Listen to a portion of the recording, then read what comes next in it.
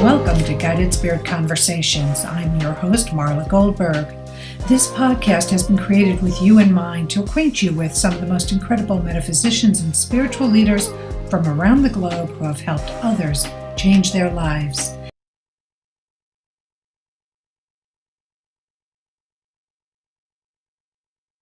The recording. I'm Marla Goldberg, and I am your host today on Guided Spirit Conversations. I am really looking for having a chat with this young lady. Alison Whitney is her name, and she has got so many credentials under her belt, and the way she weaves the right and the left, the spiritual and the non-spiritual together to help her clients is really a phenomenal journey. And so we're going to talk about her journey, what she does, how she works with her clients, and how she can work with you and help you. Allison is currently under clinical supervision to become a licensed mental health counselor in the state of Florida. She holds a master's degree of arts in dance and movement therapy and counseling.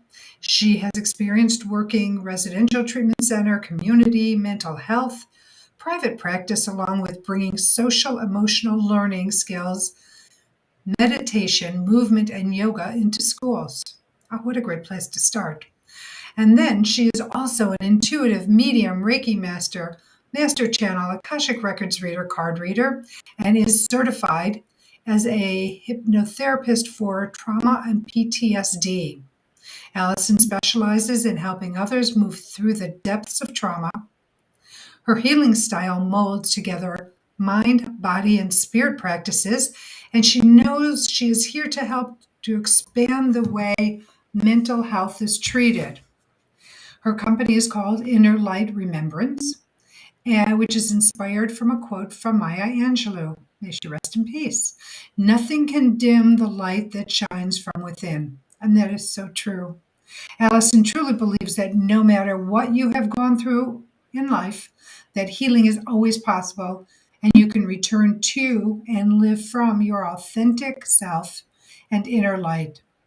Allison acts as a guide and witness on your journey, holding a space of gentleness, strength, and unconditional love to help bring your beautiful and magnificence forward in this life. Welcome, Allison. Thank you for having me. I'm so glad that you're here. Thank you. I love the dichotomy. I love how you're taking like the right brain and the left brain techniques, molding them or weaving them together so that you are able to help people with what's going on in their life, focusing on trauma and PTSD. But which came first, your desire for clinical support and help of people or your metaphysical path? So I guess my journey kind of began when I decided to become a dance movement therapist. I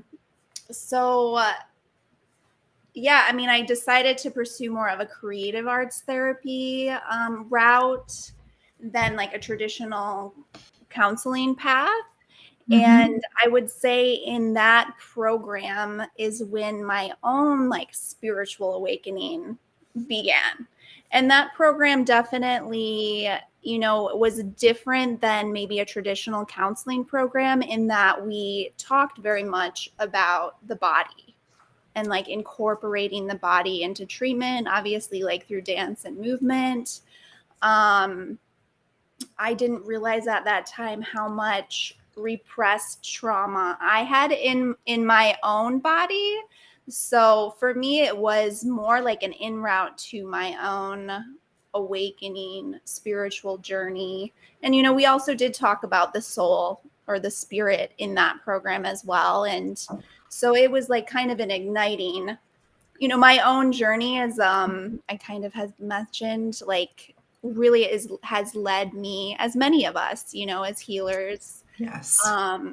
My own awakening journey, my own healing journey, what I've needed, what I've found has helped me then is like tools and resources that I can hold space and help other people.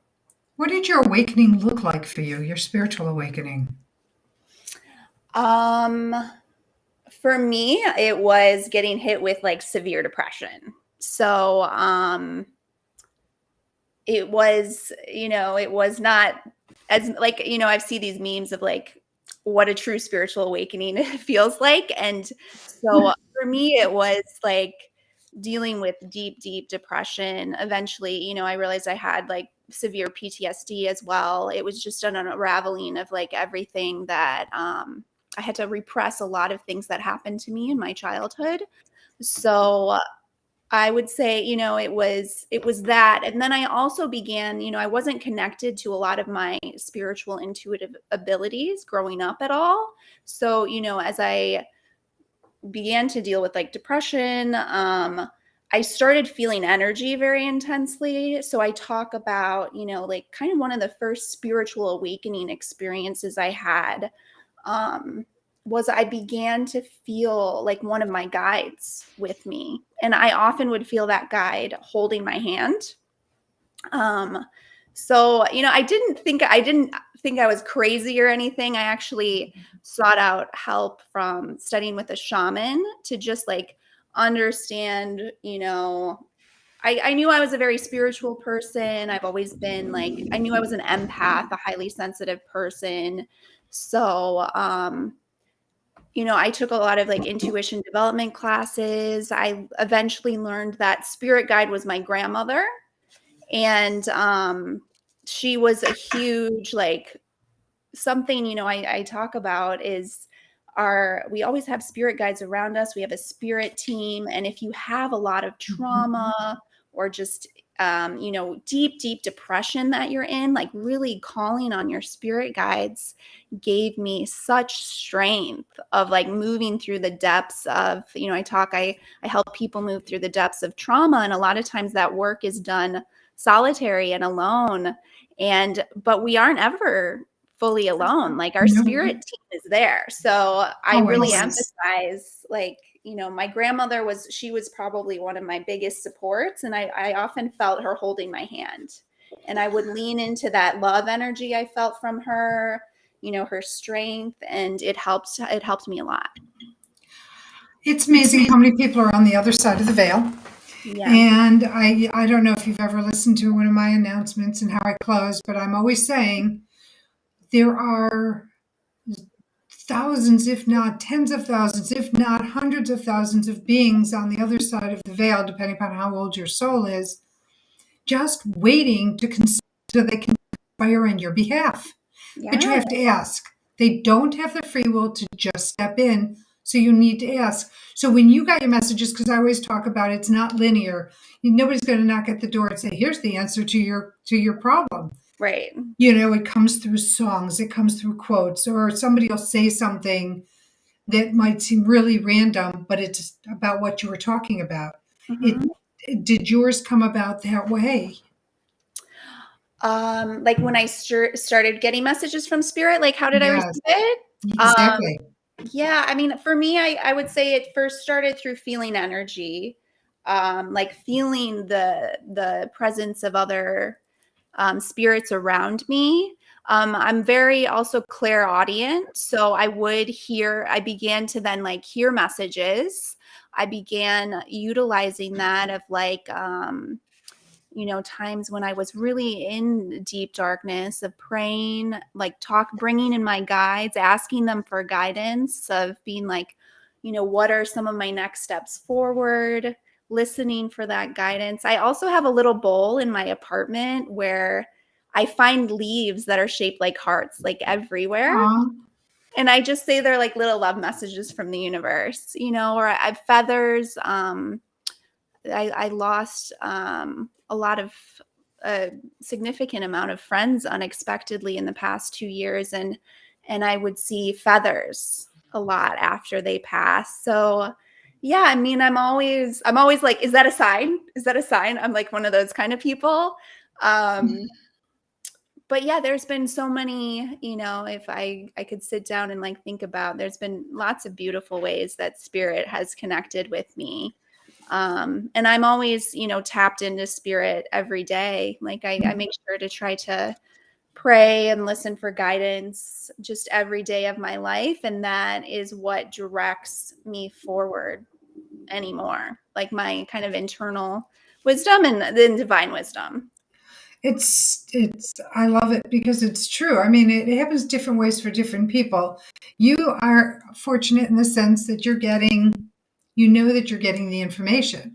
But people who are new walking down this path, like I said, might say something and might hear something while they're washing their hair or washing dishes or driving, or like I had mentioned earlier, all of a sudden a song will come on and there's a lyric that it hits the nail right on the head, Right. or something that's being said on a television show, something, and it's sort of like, oh, so you need to be open to all ways that it comes to you, Yeah, for you sure. know? And if you Yeah. hear something going on in your own voice, that's your clear audience, right?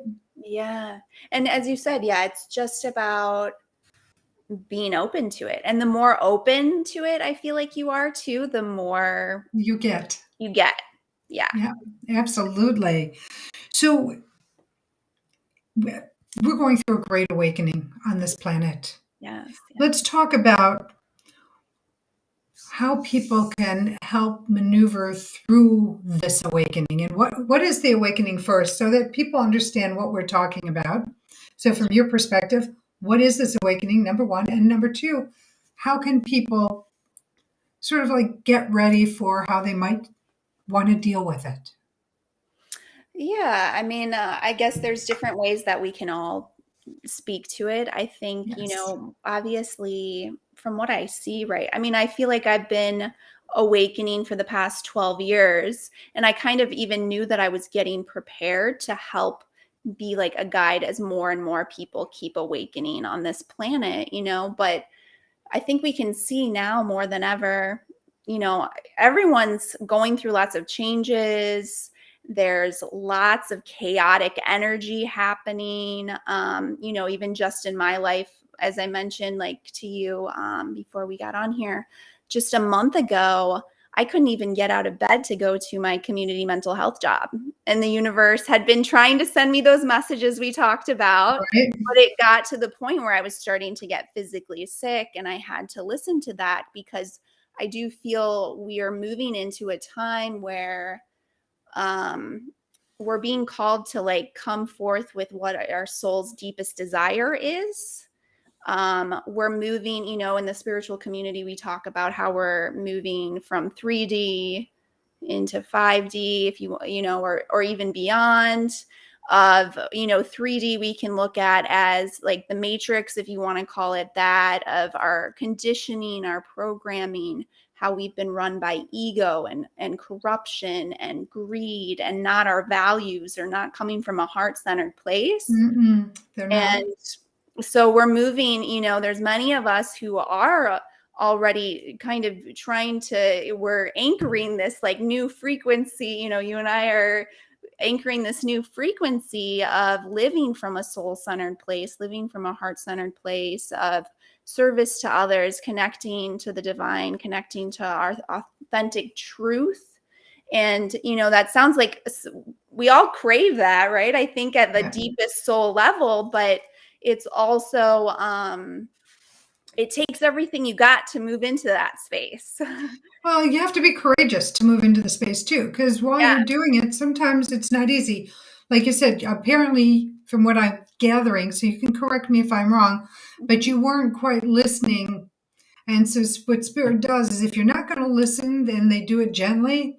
They Yeah. just make it louder and louder and louder. And I think in your case, I feel in your case, that the depression came because you weren't, you were somewhere else in your head, and the point is you're in your head, and so it got to a point where it said, okay, she's not listening, let's bring her back down Yeah. to a place where she's going to need to call out for help so we could step in again. Hmm. And Yeah. when you were talking about your depression, Right. Like kind of when my spiritual awakening began. well, you said just a month ago you were going through Oh, sure. that Yeah. depression. I don't know if I would call it depression per se, but I started to get physically sick going Okay. into my job, just because it wasn't, I feel like, conducive to um where my soul was expanding to.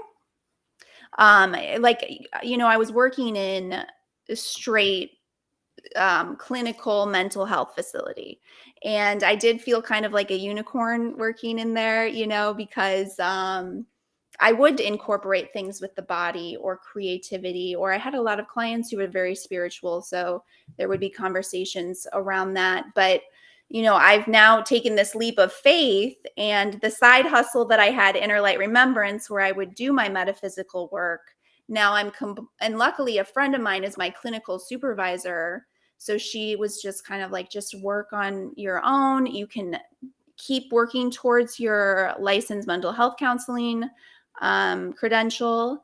And then, so I'm learning, I'm kind of like trying to expand the way we help treat mental health in this world of combining, there's a lot of good techniques that I have learned through my education in clinical counseling and dance therapy. So yeah, just the mind, body, and spirit. So I'm just took that leap of faith, just a month ago, because the spirit was really like, it's time for you to do this. And that was always my goal. That was always my dream of like working on my own, combining all of these things that I do. But it just happened a lot sooner than I thought it was going to happen. But how beautiful, because you just got on your path a lot sooner than you anticipated. And how that just shows where you are. Because if you weren't ready to go on your path, you would still be doing what you were doing. Exactly. So Yes. that all works together that way. So how can we help assist others during this time of awakening? And let's go twofold. Let's assist, say, those who are starting to awaken and don't know what to do with it. We'll start with that question. And then how do you work with people who are resisting their awakening? I'll just put it that way, because I think it sounds like it's just an unconscious resistance. It isn't because they're comfortable in their darkness, in their Yeah. challenges. Sure, I can start with that, just kind of what I'm hearing, maybe even spirits telling me, like, ignorance is bliss, right? I mean, I remember when I first started waking up to my own darkness, my own shadow, the things I had repressed from my childhood, or even just waking up to kind of the insanity of the world. It's a lot to take in, and it can feel a lot more comfortable to just be ignorant to all of it. So, and I always say, like, the only person we can save is ourselves. The only person we have control over is ourselves. So, there are going to be a lot of people resistant to waking up, to this awakening that's happening. And it's really in our face now more than ever. It's going to continue to be that way. And so, I mean, people who are really resistant to it in our lives, I guess just, planting seeds as much as you can, or holding a space of compassion for them, understanding, meeting people where they're at as much as you can, of just, or even just validating too. Like, I remember when I first started waking up and how challenging that was.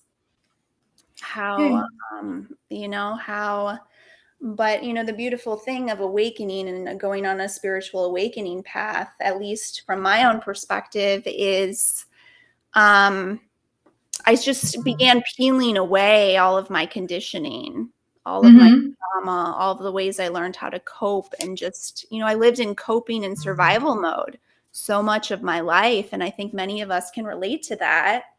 And just as you commit to a path of a spiritual awakening, healing journey, every day I walk closer and closer to my authentic self and feel more and more free.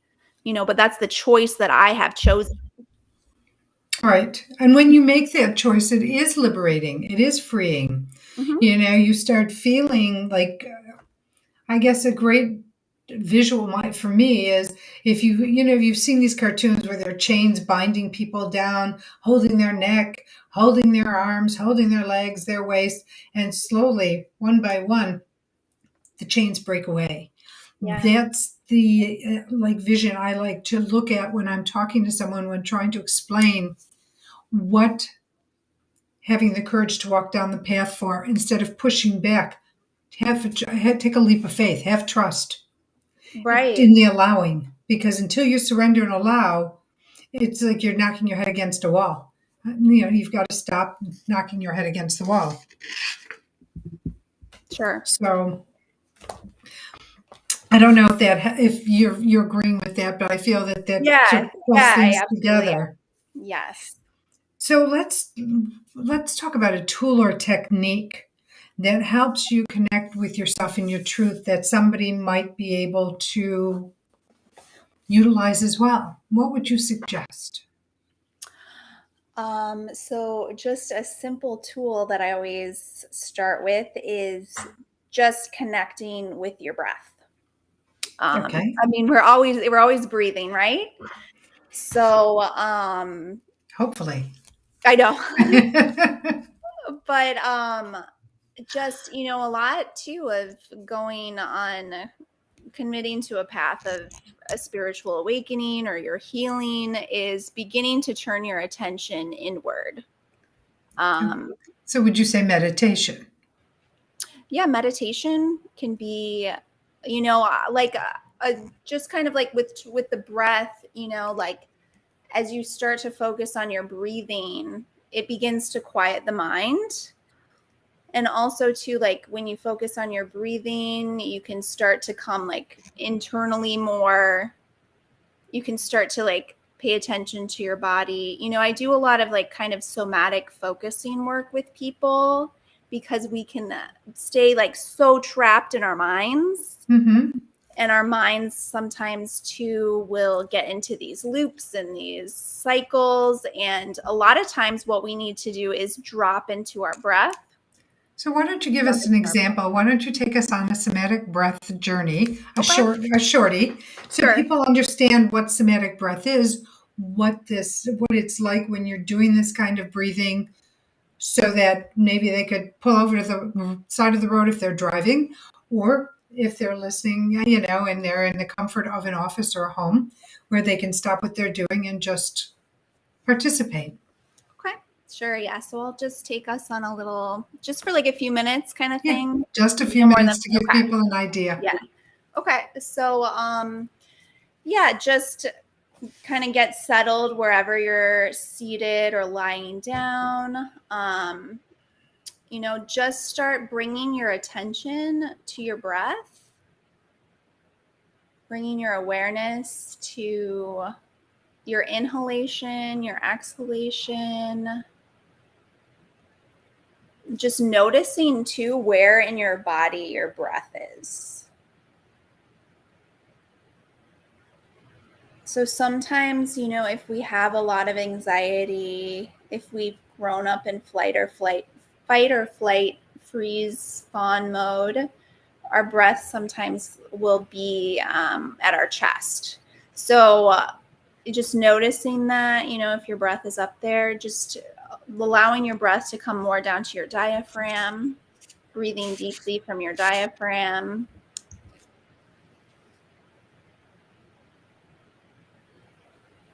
So should your eyes be open or closed, or doesn't it make a difference?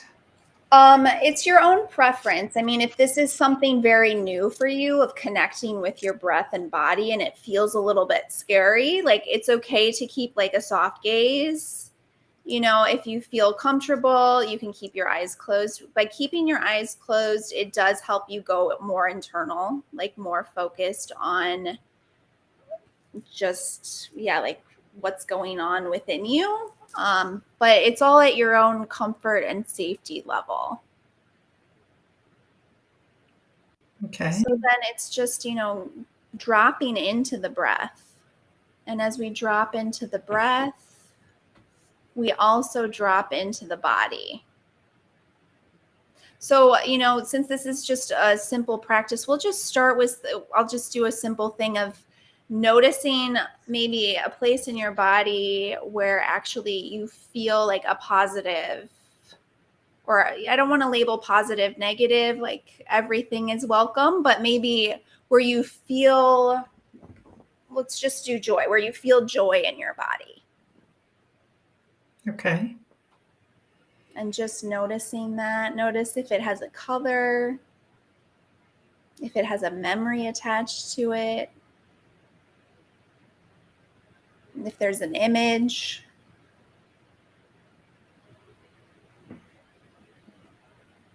And then, just allowing yourself to be with that, to sit with that.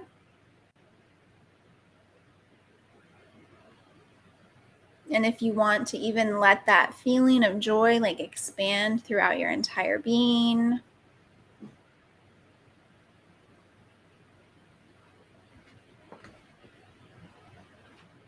And just continuing to be like real and authentic with what it is, what that energy is within you, and how it's changing and transforming, or what it's revealing to you.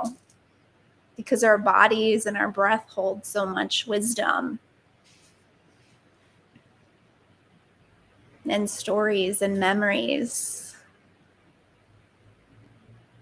So then, just you can thank that feeling, that image, that memory that visited you today.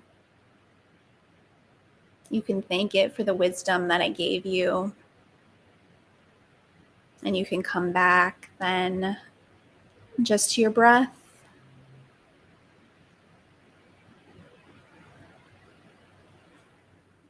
Rising, just flowing with the rising and the falling of the breath.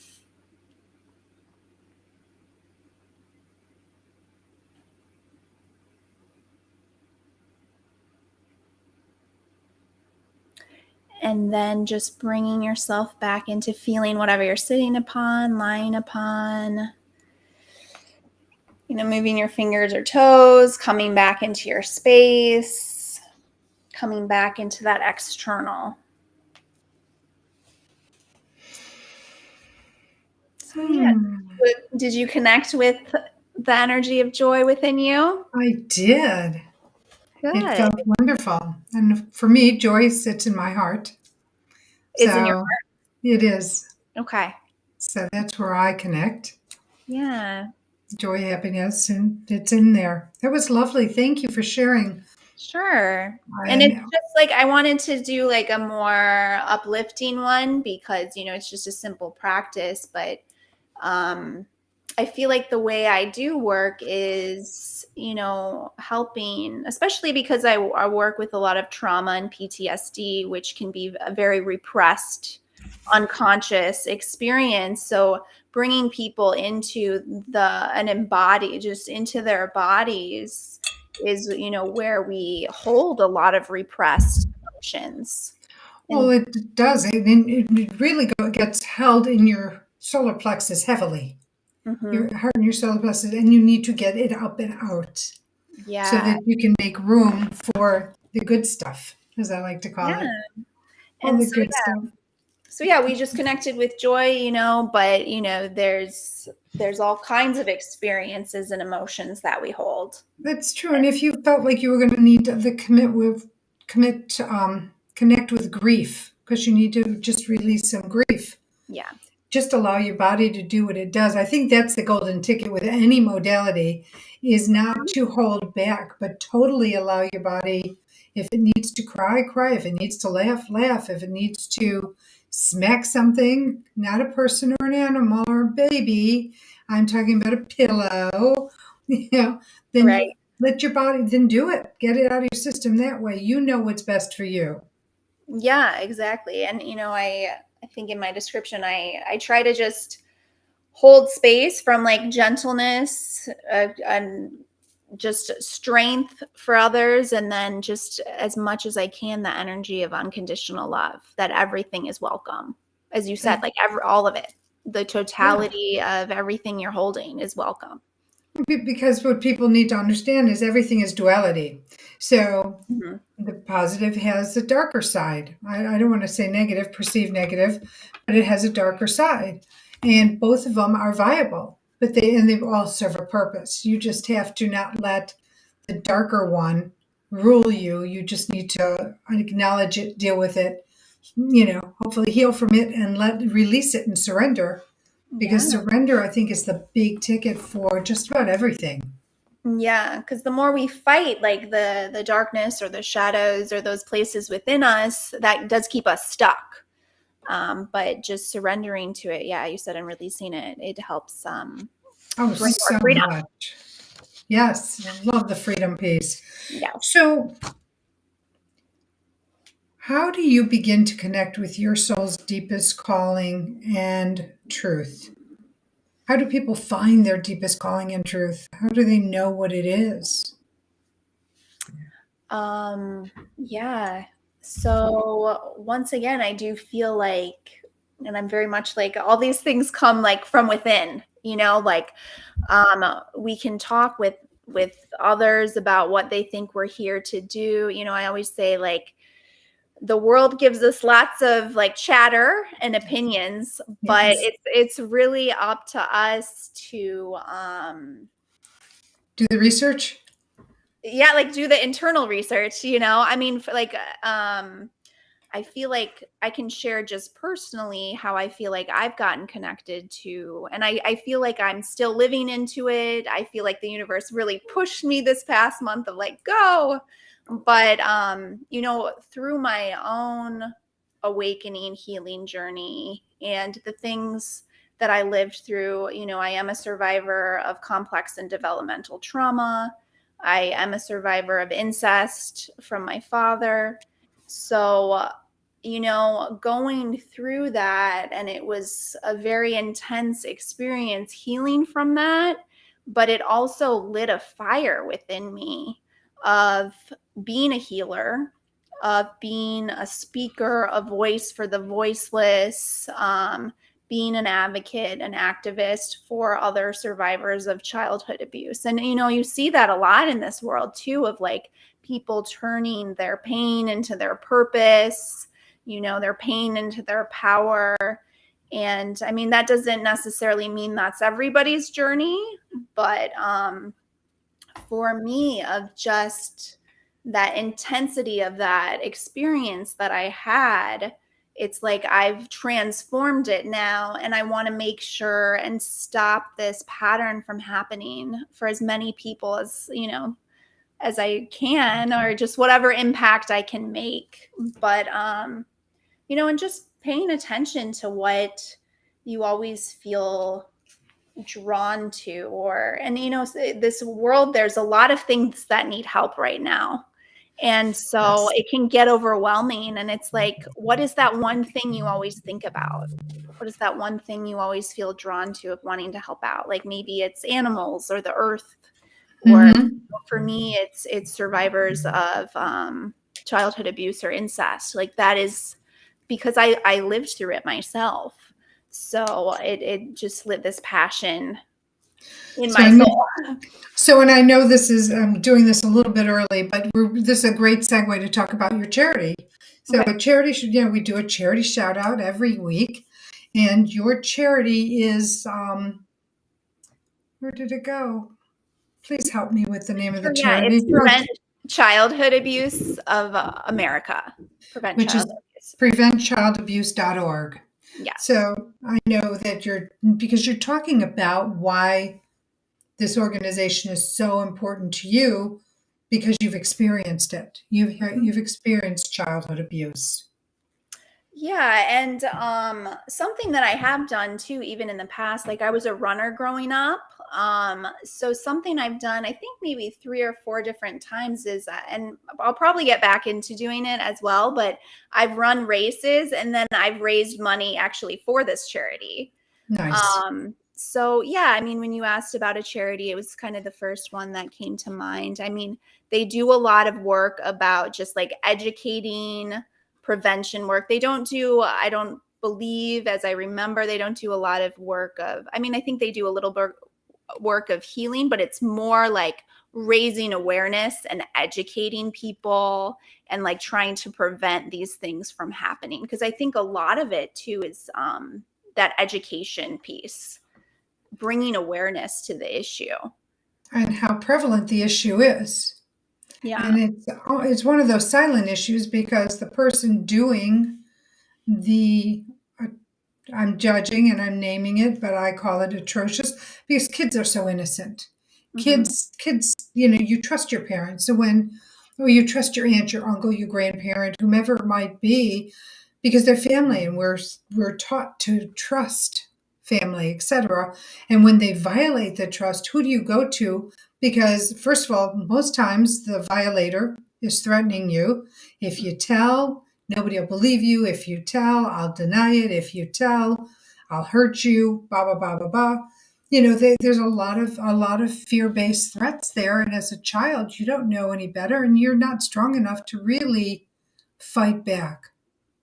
Right. And I think too, also, as I believe this agency does, is also just raising awareness to the public as well. Because as you said, a lot of times these things are happening in the home. And, if there's not getting support or help there, if the child does go to someone outside of the home, like educating people of how to help, how to step Right. in instead of silencing, which is just such a common thing that across the board, like any kind of survivor, I have a lot of survivor friends and survivorship like groups that I've been a part of, and across the board, I mean, it's just, there's a thread of being silenced anywhere. I love when I started seeing on videos made, and I can't remember what platforms I'd seen it on, where a child might be, walking with an adult and they do the open closed hand. I think that's one of the signs of help me, Yeah, um, yeah.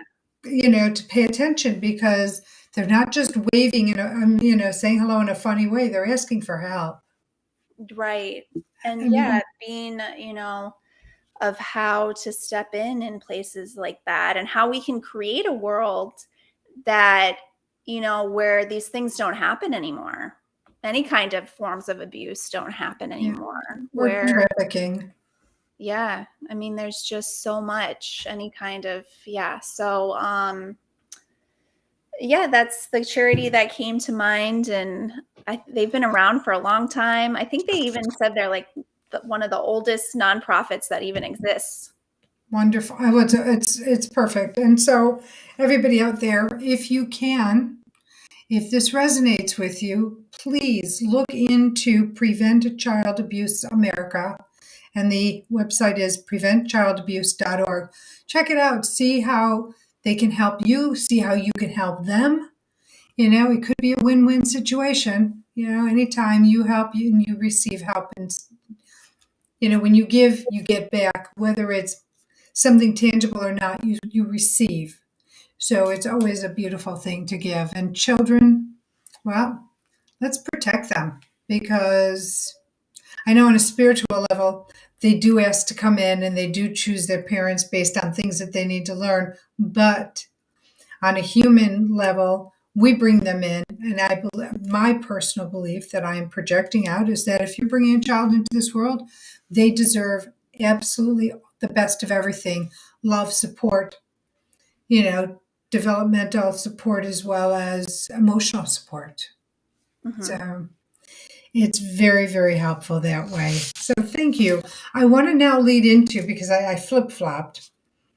You are offering, so you're promoting a special introductory, I guess, offer. I'm beginning to offer special awakening coaching sessions. And so Yeah. let's talk about your coaching sessions and what they look like. I know it's all independent, like a finger, it's like a snowflake. Yeah. Everything is personalized, but what does it look like when people work with you? Okay. Yeah. I mean, I will, because this is, hearing from you was a perfect time because, as I said, I just jumped into LLCing my business and combining that clinical lens with the energy intuitive spiritual work that I do as well. So yeah, I'll just share the things that I offer, and then I'll go into like kind of that thing that you mentioned. So yeah, I mean, I bring mental health counseling. I also do Reiki. I have a certification in trauma hypnosis for trauma and PTSD. I have kind of developed a technique where I combine hypnosis work with Reiki and like inner child work together to do like that deep, like energetic energy body work that is, I feel like, necessary to fully move beyond childhood trauma, any kind of trauma work, any kind of trauma that you've been through. I do Akashic Records readings, I do card readings, and then kind of a new thing that I'm offering, just since we are in these times of like massive awakening, is just like a coaching session of support if you are beginning to awaken. Like, we did kind of touch on that a little bit, but it's so important to get support whenever you're, beginning to awaken or going on like any kind of healing journey. I've had many different teachers and mentors along my path that were like just vital for me in my own journey. So just helping to connect with you and like what you're experiencing, if you have these intuitive spiritual abilities that are wakening up, like it can be overwhelming. So, different things that like what are those abilities you have, how you can manage them, different tools and tips that help you, stay grounded and clear and connected. Just, I've learned all kinds of different things because I'm always taking classes and having experiences of just how to help support, I can help support someone in that awakening. Perfect. So where do they find it? Where do they reach out to you? What's your email address? Which Yeah. will also be in the blog. But in Okay. case you're listening, they can write it down now. Yeah, so my business name is Inner Light Remembrance. And so it's kind of across all the platforms, like my website is innerlightremembrance.com. My email is innerlightremembrance@gmail.com. You can find me on Instagram at innerlightremembrance. So luckily that domain like has carried through. Nice. I have a Facebook group, Inner Light Remembrance. So yeah, I mean, those are the different things that I offer. And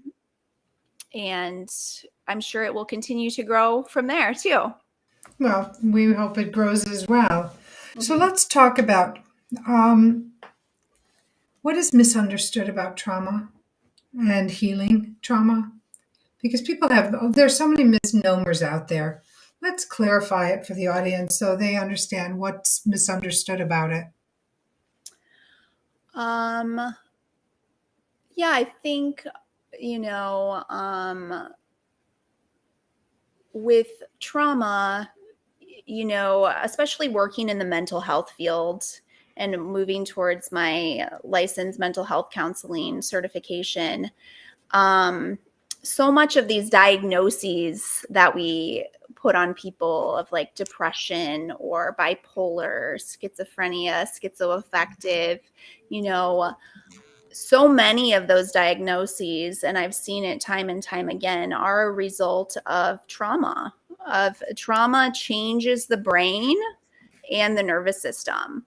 So, people aren't crazy who have these diagnoses. It is a result of living in a traumatized world. We have trauma in our homes, in our communities, just everywhere. Earth is a very intense place to be. Yes. So, yeah, of just, you know, understanding and being compassionate and loving to people and, asking people their stories, even understanding why they are the way that they are. knowing that trauma can be repressed for a long time and can then later come out at times in life. How does it work when, let's say, the parent might be traumatized and it affects the child because they get traumatized, pinging off of the parent? And I'll go with the people who have experienced, who had parents who came out of the Holocaust. A large majority of people who came out of the Holocaust and then they lived their life and they had their children, but their children were imprinted energetically or actually mentally, emotionally, physically, by what the parent experienced.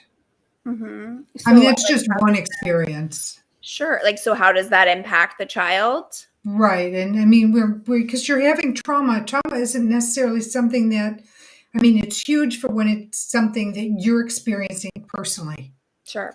But when a parent has something horrific, and I'm just using that as an Yeah. example Mm-hmm. because it was huge. So many people came out of that and then they didn't want to deal with it, but it did affect the way their kids learned things and felt things and experienced things.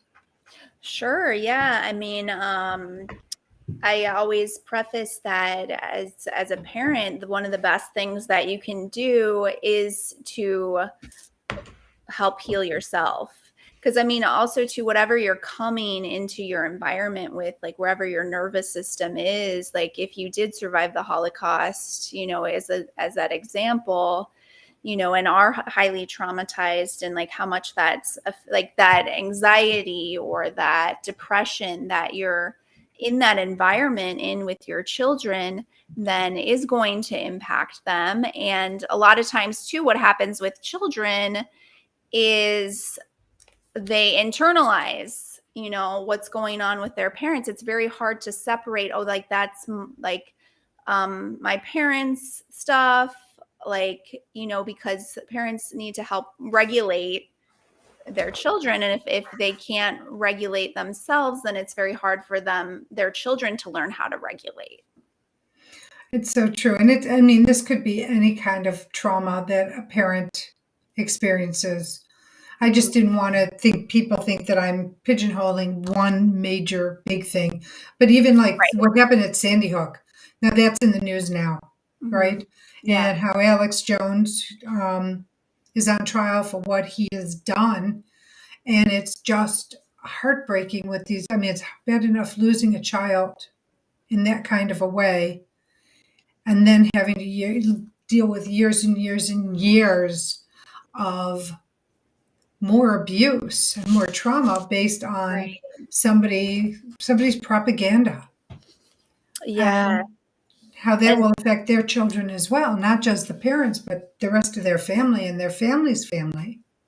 yeah. And so, I mean, there's just so many examples, right, of trauma Yes. that's happening in this world. And so, I mean, I think the best thing that we can do for ourselves and the world at large is to do that internal work, to heal the places within us, where we've been hurt, so that we can more operate from that. Like, we all at our core are the energy of love, and so as you heal, you start to emit more that frequency of love, to spread that love out into the world, because that is what the world needs now more than ever.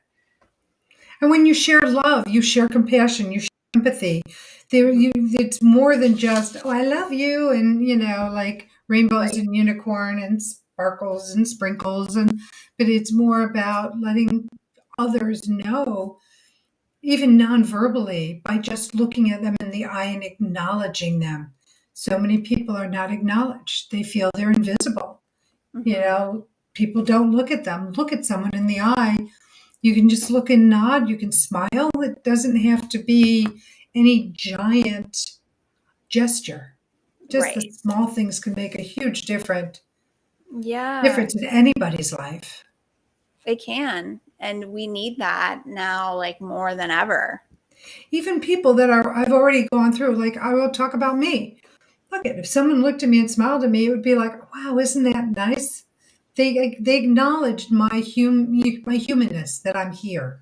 Yeah. And with everybody, if you could do that, I know on one of my announcements with you, I got on this whole thing because it really bothered me, the irony of Kanye West or some of these other people with their diatribes of anti-Semitism and bigotry. And when I say anti-Semitism, it's not about just Jewish people.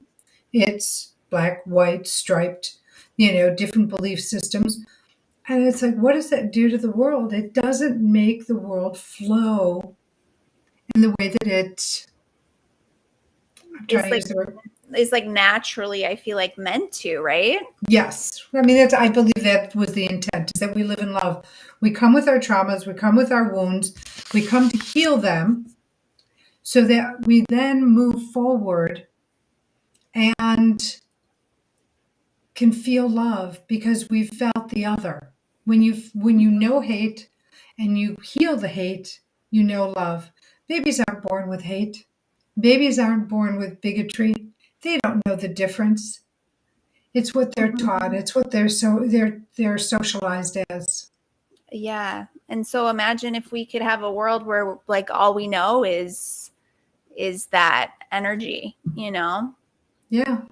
And the high vibrational energy, Yeah. not the low vibration, which hate and destructive and these what do they call I'm losing my words, but with the false like saying something didn't happen, like how this individual who was said almost $1 billion he has to pay to people because he was spreading untruth and people were believing it.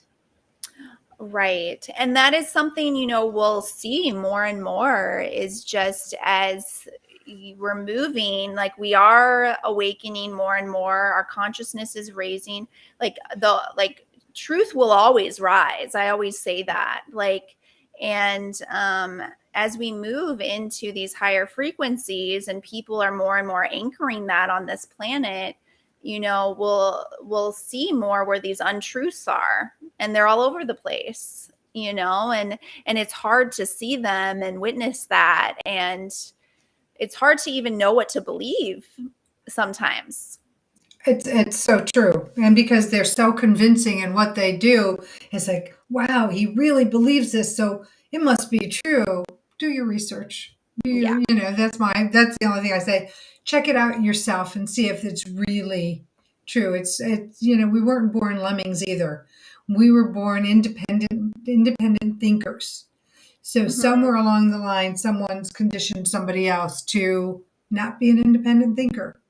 But that's not Right. the intent of spirit.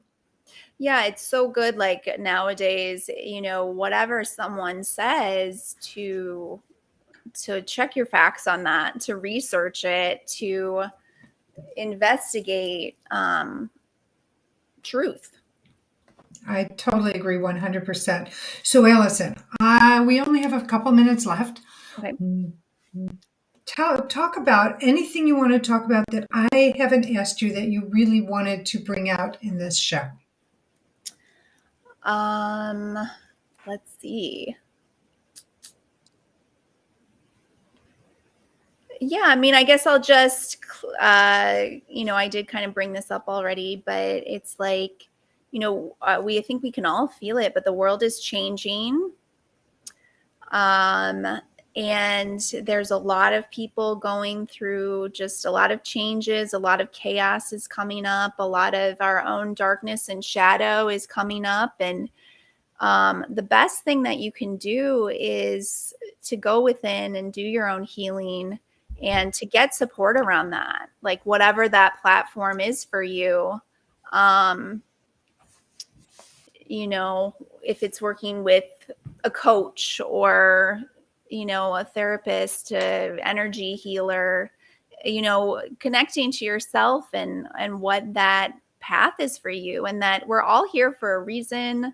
We all have a specific like mission and purpose while we're here, like during these incredible times on this planet of awakening. And so it's your journey to like figure that out within yourself. I love that. Thank you so much, Allison. Thanking Alison Whitney, who has been giving us an hour's worth of really great conversation about trauma, PTSD, helping people not only just in your humanness, but in your spiritual path as well, because they really do go hand in hand. So thank you, Allison. Allison's information will be in the blog, so please check it out. It's innerlightresource.com. Her email, innerlightresource@gmail.com. So reach out to Allison, and if you're having issues, ask for help. There's nothing wrong with asking for help. So Allison is one of these professionals who are trained with trauma and PTSD. If you're finding yourself in that situation, go to find someone like Allison. If not Allison, find someone like Allison who can help you, because you can make your life so much easier if you do. And it's okay. Take the leap of faith. You'll be so much happier if you've gone through it.